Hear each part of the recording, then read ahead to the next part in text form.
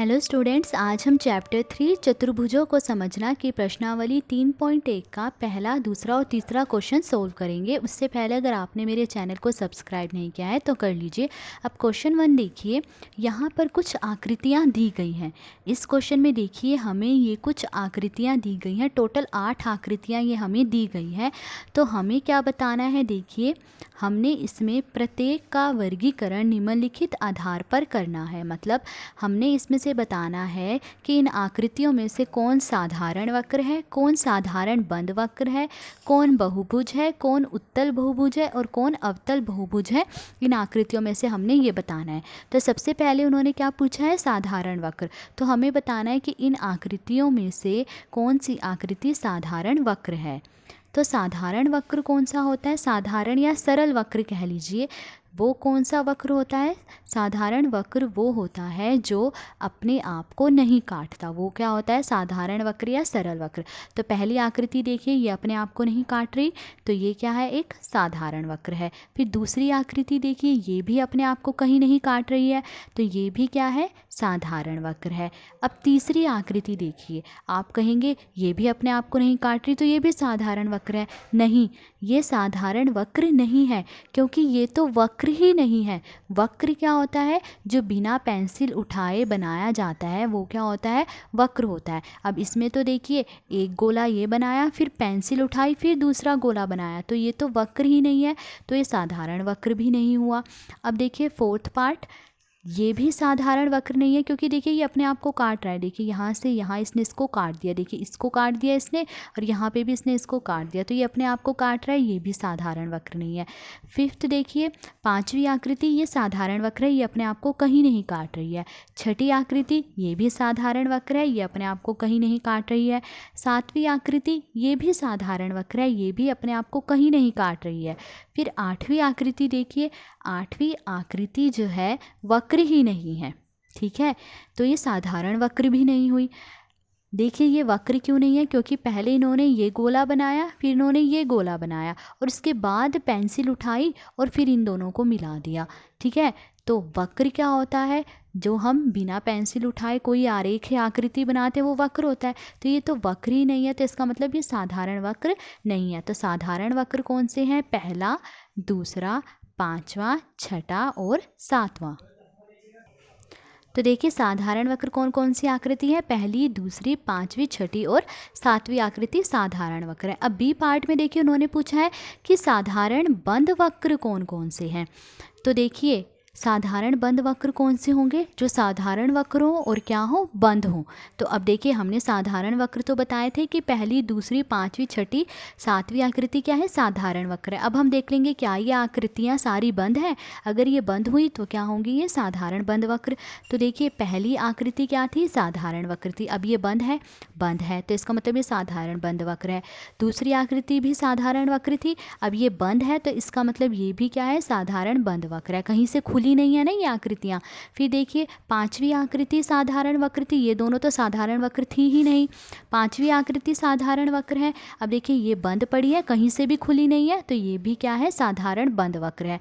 फिर छठी आकृति देखिए, ये भी साधारण वक्र है और पूरी तरह से बंद है, तो ये भी क्या है, साधारण बंद वक्र। फिर सातवीं आकृति भी साधारण वक्र थी, अब ये बंद है, कहीं से खुली तो नहीं है, तो ये भी क्या है, साधारण बंद वक्र है। तो जितनी भी आकृतियाँ साधारण वक्र थी वो क्या है, साधारण बंद वक्र भी हैं।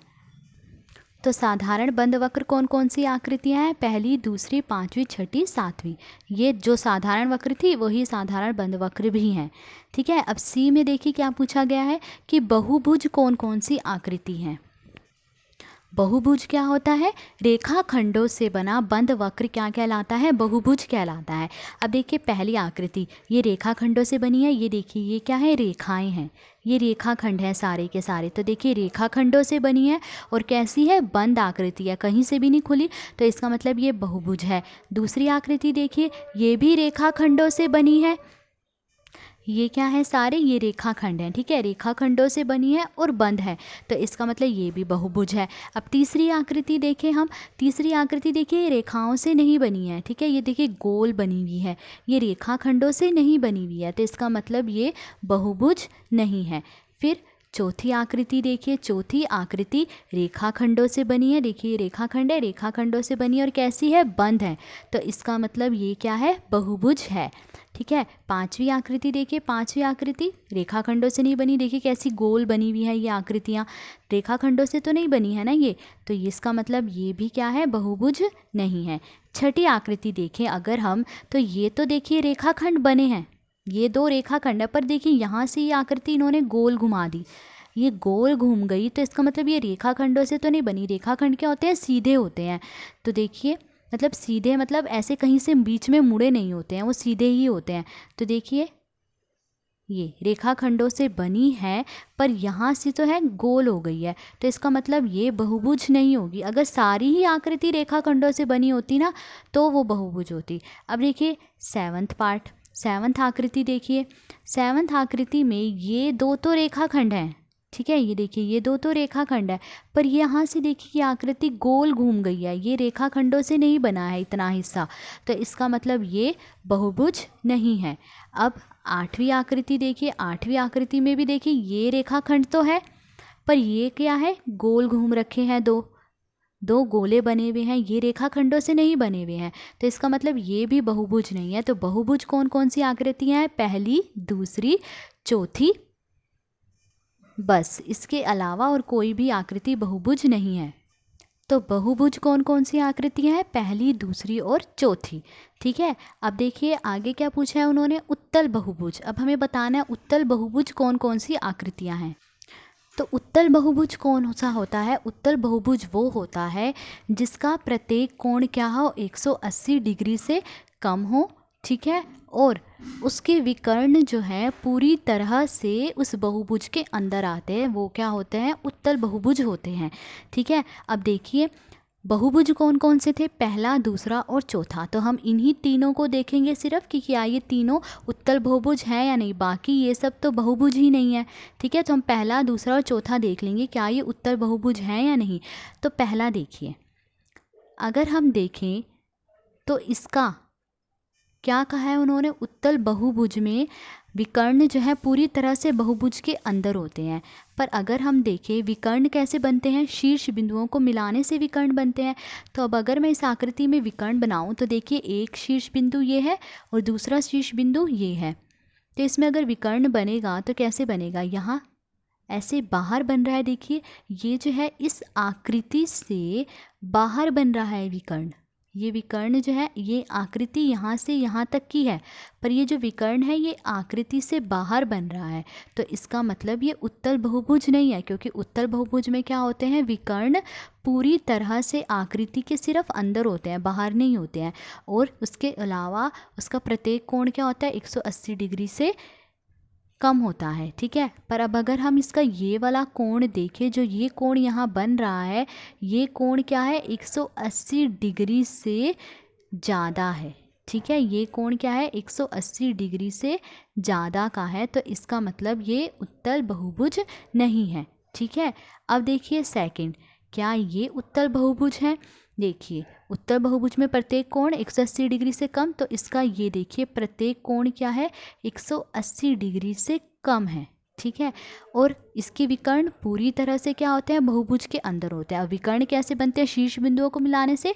तो देखिए ये रहा शीर्ष बिंदु और ये रहा शीर्ष बिंदु, इन दोनों को मैं अगर मिला दूं, ये जो आमने सामने के बिंदु हैं इनको मिलाने से ये विकर्ण बन रहा है। एक विकर्ण ये बना, दूसरा विकर्ण ये बना। तो देखिए इसके विकर्ण पूरी तरह से इसी आकृति के मतलब इसी बहुभुज के अंदर हैं, इससे बाहर नहीं गए, तो इसका मतलब ये उत्तल बहुभुज है। और इसमें क्या था, विकर्ण बाहर बन रहे थे आकृति से, तो ये उत्तल बहुभुज नहीं था, ये उत्तल बहुभुज है। अब इसके अलावा चौथी आकृति ये है, ये बहुभुज थी, तो हमें देखना है क्या ये उत्तल बहुभुज है। तो उत्तल बहुभुज में क्या होता है, विकर्ण तो क्या होते हैं, पूरी तरह से अंदर होते हैं, पर अब अगर हम देखें विकर्ण शीर्ष बिंदुओं को बनाने से मिलते हैं। ठीक है, ये एक शीर्ष बिंदु है और ये एक शीर्ष बिंदु है। अब अगर मैं बनाऊं तो देखिए विकर्ण जो है इसके बाहर आ गई आकृति से, ऐसे ही एक विकर्ण यहाँ भी देखिए, ये भी विकर्ण बन रहा है, शीर्ष बिंदु ये है और शीर्ष बिंदु ये है, तो ये विकर्ण जो है आकृति से बाहर बन गए हैं, तो ये उत्तल बहुभुज नहीं है, सिर्फ ये ही दूसरी आकृति ही क्या है, उत्तल बहुभुज है। तो उत्तल बहुभुज कौन सी आकृति है? दूसरी आकृति है। अब ई में देखिए कौन सी पूछा गया है हमसे, अवतल बहुभुज। अब हमें बताना है इन आकृतियों में से अवतल बहुभुज कौन सा है। अवतल बहुभुज कौन सा होता है? अवतल बहुभुज में कम से कम एक कोण 180 डिग्री से ज़्यादा होता है और उसके विकर्ण क्या होते हैं? पूरी तरह से अंदर नहीं होते हैं बहुभुज के, उसके विकर्ण बहुभुज से बाहर भी हो सकते हैं। ठीक है, वो क्या होता है? अवतल बहुभुज। तो अब देखिए इन आकृतियों में से बहुभुज कौन कौन से थे? पहला, दूसरा और चौथा क्या थे? बहुभुज थे। तो इन्हीं में से हमें बताना होगा कि अवतल बहुभुज कौन से होंगे। और इसमें से भी हमने तो बता दिया कि दूसरी आकृति तो उत्तल बहुभुज है, तो ये भी नहीं होगी। तो अब पहले और चौथे में से बताना है कि अवतल बहुभुज कौन सा होगा। तो देखिए पहली आकृति में हमने क्या देखा था कि इसके विकर्ण जो है बहुभुज से बाहर बन रहे हैं। बाहर बन रहा है ना इसका विकर्ण, देखो ये बहुभुज से बाहर बन रहा है और इसका एक कोण क्या है? 180 डिग्री से ज़्यादा का है। तो इसका मतलब ये अवतल बहुभुज है। अवतल बहुभुज में क्या होता है? एक पूरी तरह से विकर्ण जो है बहुभुज के अंदर नहीं होते, बाहर भी हो सकते हैं। तो देखिए ये विकर्ण आकृति से बाहर बन रहा है, तो ये क्या है? अवतल बहुभुज है। उसके बाद देखिए चौथी आकृति, इसमें भी देखिए अगर हम विकर्ण क्या है? बहुभुज के बाहर बन रहा है, पूरी तरह से अंदर नहीं है। कहाँ बन रहा है? आकृति से बाहर बन रहा है। तो इसका मतलब ये भी क्या है? अवतल बहुभुज है। तो अवतल बहुभुज कौन कौन सी आकृति हैं? पहली और चौथी। तो अवतल बहुभुज कौन कौन सी आकृति है? पहली और चौथी आकृति है। तो ये था फर्स्ट क्वेश्चन। अब हम सेकंड क्वेश्चन सॉल्व करेंगे। देखिए सेकंड क्वेश्चन पूछा गया है निम्नलिखित में कितने विकर्ण हैं। हमें पूछा गया है, देखिए ए, बी और ये सी पार्ट दिया गया है, हमें बताना है कि इनमें कितने विकर्ण हैं। तो पहला पार्ट पूछा गया है कि एक उत्तल चतुर्भुज में कितने विकर्ण हैं, ये बताना है। हमें उनकी संख्या बतानी है कि एक उत्तल चतुर्भुज में कितने विकर्ण होते हैं। तो पहले तो आप ये फॉर्मूला याद कर लीजिए कि n भुजाओं वाले बहुभुज में विकर्णों की संख्या, मतलब कोई बहुभुज है, ठीक है, उसकी अगर n भुजाएं हैं तो उसमें विकर्णों की संख्या ज्ञात करने का फॉर्मूला क्या होगा? n ब्रैकेट n-1 बटे में 2 माइनस n। ठीक है, अब हमें किसका विकर्ण बताना है? एक उत्तल चतुर्भुज में कितने विकर्ण होते हैं। तो देखिए एक चतुर्भुज, उत्तल चतुर्भुज में कितनी भुजाएं होती हैं? 4 भुजाएं होती हैं। ठीक है, यहाँ पर ये जो n है ये भुजाओं की संख्या है। ठीक है, n क्या है? भुजाओं की संख्या है। तो अब देखिए हम यहाँ पे क्या रख देंगे? उत्तल चतुर्भुज, चतुर्भुज में कितनी भुजाएं होती हैं? 4। तो n की जगह हम क्या रख देंगे? 4। फिर ब्रैकेट n की जगह 4 माइनस 1 बटे में 2, फिर माइनस और n की जगह 4 रख दिया हमने। ठीक है, अब इसे सोल्व कर लेंगे हम। देखिए 4, ठीक है, पहले ब्रैकेट को सोल्व कर लीजिए। 4 में से 1 गया, कितना हो गया? 3। ठीक है, ब्रैकेट का मतलब क्या होता है? गुणा। 4 गुणा 3 बटे में क्या है? 2। ठीक है, फिर यहाँ क्या है? माइनस 4। तो देखिए कैसे करेंगे? 4 को 3 से गुणा कर देंगे, 4 तिये 12 बटे में 2 और माइनस 4। ठीक है, ये देखिए ये यहीं कट जाएगा, 2 एकम 2, 2 छिके 12, तो क्या आया? 6। ठीक है, 6 माइनस 4, 6 में से 4 गए 2।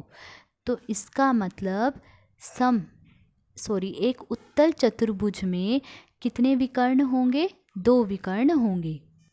तो देखिए ये एक उत्तल चतुर्भुज है, 4 भुजाओं से बना है, 1 2 3 4, और इसमें कितने विकर्ण हैं? 2 विकर्ण है। एक विकर्ण ये है, दूसरा विकर्ण ये है। तो विकर्ण निकालने का फॉर्मूला याद कर लीजिए, क्या है? n ब्रैकेट में n-1 बटे 2 माइनस n, जहाँ पे ये n क्या है? भुजाओं की संख्या है। तो ए का आंसर क्या है? एक उत्तल चतुर्भुज में 2 विकर्ण होते हैं। अब बी पार्ट देखिए, एक समषड्भुज। अब बताना है समषड्भुज में कितने विकर्ण होते हैं। एक समषड्भुज कौन सा होता है? जिसमें 6 बराबर भुजाएं होती हैं, वो क्या होता है? समषड्भुज जिसमें 6 बराबर भुजाएं होती हैं। तो विकर्णों की संख्या ज्ञात करने का सूत्र क्या है? बहुभुज के विकर्णों की संख्या ज्ञात करने का सूत्र n-1 बटे 2 माइनस n। अब एक समषड्भुज की भुजाएं विकर्ण बताने हैं हमने, तो समषड्भुज में भुजाएं कितनी हैं? 6। तो मतलब n क्या होती है? भुजाओं की संख्या। तो n की जगह हम क्या रख लेंगे? 6। फिर 6 माइनस 1, एन की जगह 6 रख लिया हमने, बटे में 2, फिर माइनस एन की जगह क्या रख लिया हमने 6। अब इसे सोल्व कर लीजिए। देखिए 6 को 6 ही रहने देंगे, ठीक है। ब्रैकेट का मतलब क्या होता है गुणा। ब्रैकेट वाले को सोल्व करेंगे, 6 में से 1 गई, कितना आया 5, और बटे में 2, फिर माइनस 6, ठीक है। अब देखिए इसे कैसे लिखेंगे हम, 6 को 5 से गुणा करेंगे, 6 पंजे 30 बटे 2 माइनस 6। इसे काट लीजिए, 2 एकम 2, कितने में कटेगा ये, 2 एकम 2, 3 में से 2 गए 1, 2 पंजे 15, 15 आएगा। अब 15 में से 6 गई, कितना होएगा, देखिए 15 माइनस 6, 15 में से 6 गई, कितना आया 9। इसका मतलब एक सम षडभुज में कितने विकर्ण होते हैं, 9 विकर्ण होते हैं। तो एक समषड्भुज में 9 विकर्ण होते हैं। अब देखिए पूछा गया है एक त्रिभुज। अब एक त्रिभुज में कितने विकर्ण होते हैं, त्रिभुज में कितनी भुजाएं होती हैं, 3 भुजाएं होती हैं। तो अब त्रिभुज में 3 भुजाएं हैं, ठीक है। और बहुभुज के विकर्ण निकालने का फॉर्मूला क्या है, n ब्रैकेट n माइनस 1 बटे 2 माइनस n, ठीक है।